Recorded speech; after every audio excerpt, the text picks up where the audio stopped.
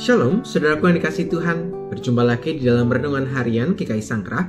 Tepat pada hari ini, hari Kamis tanggal 9 November 2023. Mari saudaraku, dimanapun saat ini saudara berada, kita mau bersama merenungkan firman Tuhan. Untuk itu mari bersama kita satu di dalam doa kita. Mari kita berdoa.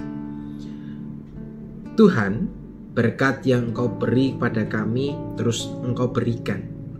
Berkat-Mu lah dan anugerah-Mu lah yang membuat kami terus dapat hidup hari demi hari.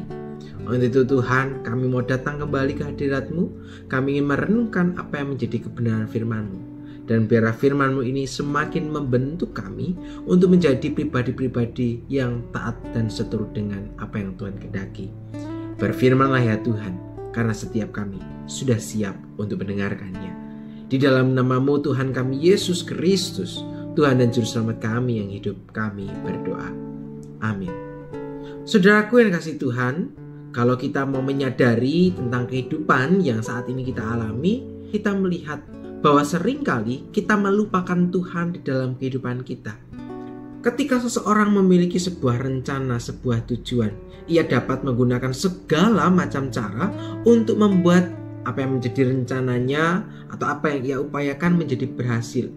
Dan seringkali dalam tindakan-tindakan yang dilakukan, mereka mengabaikan, entah itu berkaitan dengan pertimbangan moral, pertimbangan etis, ya, bahkan kehidupan sesama kita seringkali kemudian itu diabaikan. Atas nama kebebasan, seringkali kebenaran kemudian dikorbankan. Seolah-olah kita menutup mata, padahal kita tahu apa yang terjadi dan apa yang kita lakukan. Tapi seringkali kita didorong oleh perasaan kita untuk melakukan itu semua demi tujuan kita tercapai. Dan itu artinya kita tidak melibatkan Tuhan di dalam kehidupan kita. Namun pertanyaannya, apakah ketika melihat semua hal yang terjadi seperti ini, Tuhan akan tetap tinggal diam saja dan tidak memberikan teguran apapun? Jawabannya adalah tidak. Sebab apa? Tuhan selalu punya cara untuk kemudian menegur setiap kita. Lewat berbagai macam cara Tuhan menyapa kita, mengingatkan kita supaya kita kembali. Sebab Allah kita adalah Allah yang tak terbatas, yang melampaui segala ruang dan waktu. Dan ia bisa melakukan berbagai macam cara untuk menegur kita. Demikian juga dengan bangsa Israel di dalam perjanjian lama yang dikisahkan di mana mereka menjadi bangsa yang tidak setia. Di dalam catatan sejarah, bukan hanya bangsa Israel tetapi juga para pemimpinnya berlaku lalai kepada Tuhan. Seringkali ketika mereka menghadapi atau menjalani kehidupan yang penuh dengan kenyamanan, mereka seringkali melupakan Tuhan. Bahkan tidak jarang ketika mereka sudah hidup dalam kenyamanan, mereka kemudian bisa beralih untuk mencari Allah lain yang berwujud dalam berhala ataupun hal-hal lainnya. Bisa saja mereka kemudian beribadah kepada Tuhan, tetapi ibadah-ibadah yang dilakukan hanya menjadi sekedar ritual belaka. Sebab pada kenyataannya di dalam kehidupan sehari-hari justru mereka menggambarkan kehidupan yang bertolak belakang dengan peribadahan yang mereka lakukan. Keadilan tidak diperjuangkan, kekejian dan kekejaman berlaku dimanapun. Itu artinya mereka tidak hadir untuk kemudian mengurangi hal-hal ini. Namun melihat itu semua, Tuhan tidak pernah tinggal diam. Salah satu buktinya tercatat di dalam Amos, ketika Tuhan menghendaki Amos untuk menyatakan teguran kepada umat Israel. Mari bersama-sama kita akan membaca Alkitab kita di dalam Amos pasal yang pertama, ayatnya yang kedua. Demikianlah firman Tuhan. Berkatalah ia, Tuhan mengaum dari Sion dan dari Yerusalem. Ia memperdengarkan suaranya. Keringlah padang-padang penggembalaan dan layulah puncak gunung Karmel. Demikianlah pembacaan kita. Nah, saudaraku yang dikasihi Tuhan, di dalam bagian ayat yang kita baca hari ini menggambarkan mengenai bagaimana Tuhan meminta Amos untuk menegur umat Israel. Mengapa? Sebab umat Israel telah berlaku lalai kepada Tuhan. Maka pada bagian ini Allah hendak menghukum mereka. Ya. Peringatan yang keras itu disampaikan oleh Amos. Sayangnya teguran yang begitu keras itu tidak dihiraukan.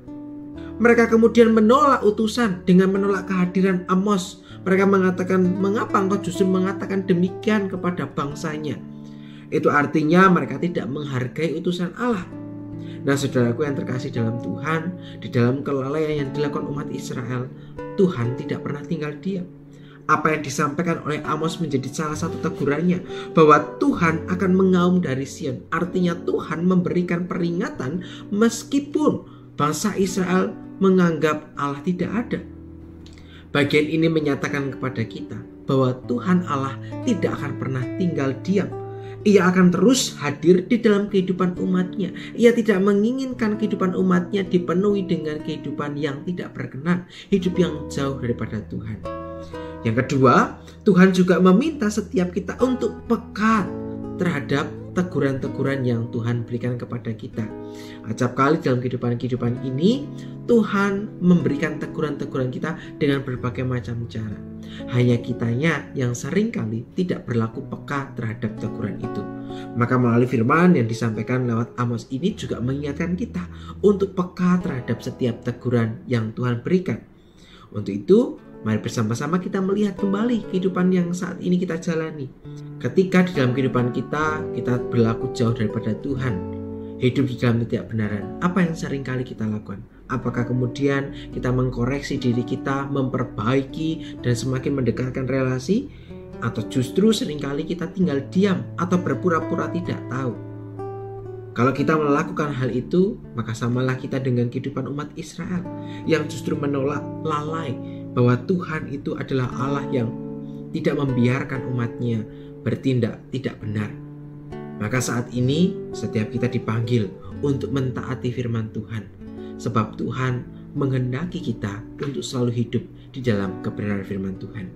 Biarlah firman hari ini sekali lagi menegur setiap kita untuk semakin dekat, memperbaiki relasi kita dan selalu taat kepada kebenaran firman Tuhan.